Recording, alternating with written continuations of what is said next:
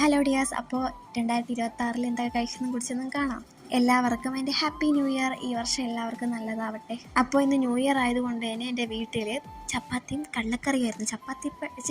ചപ്പാത്തിയൊക്കെ വല്ലപ്പോഴും ഉണ്ടാക്കുന്ന സാധനം. അതൊക്കെ പോട്ടെ, ഉച്ചയ്ക്ക് ചോറാണെങ്കിൽ കഴിച്ചത് ചിക്കനും കൂട്ടി ചോറ് കഴിക്കണമെന്നായിരുന്നു എൻ്റെ ആഗ്രഹം. പക്ഷെ നടന്നില്ല.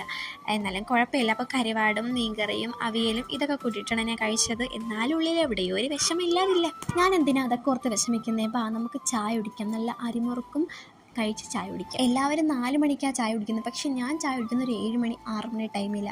അപ്പോഴാണ് ഞാൻ അറിഞ്ഞത് വീട്ടിൽ പഴംപൊരിയുള്ള കാര്യം. പക്ഷേ ഞാൻ അതെടുത്തില്ല. പകരം ഞാൻ ഇവനെടുത്തു, ഈ ദിൽക്കുഷിനെ. നിങ്ങൾ ദിൽക്കുഷ് എന്നല്ലേ പറയാറ്? ഇതാണ് ദിൽക്കുഷ്. ഞാൻ കഴിച്ചതിൽ വെച്ചിട്ട് ഏറ്റവും നല്ല ദിൽക്കുഷ്. 100 രൂപയുള്ളൂ, പക്ഷേ നല്ല ടേസ്റ്റാണ്. എല്ലാവർക്കും ഇഷ്ടപ്പെടും. ഇത് ഇവിടുത്തെ ഒരു ബേക്കറിയിലാണ്. അങ്ങനെ പതിവില്ലാതെ ഞാൻ രാത്രി ചോറ് കഴിച്ചു. ചോറ്, മുട്ട പൊരിച്ചത്, കരിവാട്, മീൻകറി, തോരൻ ഇതൊക്കെ കൂട്ടിയിട്ട് ചോറ് കഴിച്ചു.